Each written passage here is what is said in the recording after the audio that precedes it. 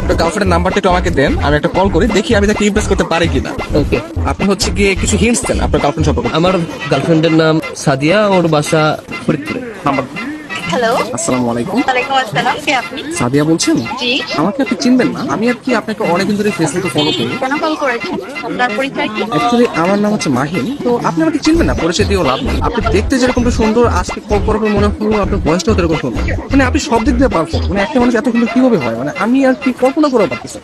ধন্যবাদ আপনাকে। আর কিছু বলবেন? আমি আবার অপরিচিত কারোর সাথে কথা বলি। দেখেন, পৃথিবীর প্রত্যেকটা জিনিসই কিন্তু হঠাৎ করে হয়। আপনি যে আজকে অপরিচিত বললেন, কালকে পরিচিত হতেও পারে। এখন পরিচিত হতে তার ক্ষতি নেই, তাই না? অবশ্যই। কথা আমি ক্লিয়ারলি শুনতে পাই না, আবার একটু বলবেন? শুনতে পাচ্ছেন না? হ্যাঁ, এখন শুনতে পাচ্ছি। মানে আপনার কথা শুধু আমার কানে না, আমার মনেও পৌঁছে যাচ্ছে। আপনি বলেন। আপনি অনেক ভালো করে আমি কোনো ফ্লার্ট করতেছি না, আমি আসলে সত্যি মানে সত্যি কথাই বলতেছি। ধন্যবাদ। আপনি কোথায় থাকেন? আসলে ছোটবেলা থেকে আমি অনেক জায়গায় থেকেছি, কখনো ঢাকা, কখনো খুলনা, যশোর, মাদারীপুর, বাট এগুলো সবকিছু না টেম্পোরারি। আমি এখন বর্তমানে পার্মানেন্ট ভাবে নতুন একটা জায়গায় থাকতে যাচ্ছি। সেই জায়গাটা কোথায়? আপনার মনে ব্যক্তিগত জায়গা হবে? না, আপাতত নেই। অপরিচিত প্রার্থী এই জায়গা থেকে যাচ্ছে। অপরিচিত করতে আমরা চাইলে কিন্তু পরিচিত হতে পারি। আপনি চাইলে আমরা কথা বলতে পারি, দরকার হলে ভিডিও কল অথবা মিটও করতে পারি। কিন্তু আমি তো আপনাকে দেখিনি, আপনি আমাকে দেখেছেন। রাতের দিকে তাহলে আমরা ভিডিও কলে আসি। আচ্ছা, আপনি তখন আমাকে হোয়াটসঅ্যাপে আপনার ছবি সেন্ড করেন। ও আচ্ছা। যদি মনে হয় যে না কথা বলা যায় বা ভালো লাগে, তাহলে আমি আপনার সাথে কন্টিনিউ করবো, সমস্যা নেই। তো আপনি কোন ধরনের ফটো দেখতে যাচ্ছেন?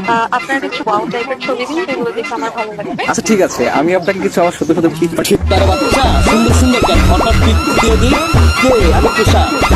আমি ফোন দিলে তোর ভাই আছে, তোমার এই ব্যস্ততা সে ব্যস্ততা, আমি ঢাকায় থেকে যদি তুমি এইভাবে তুমি আমার কাছে নাম্বার করলা।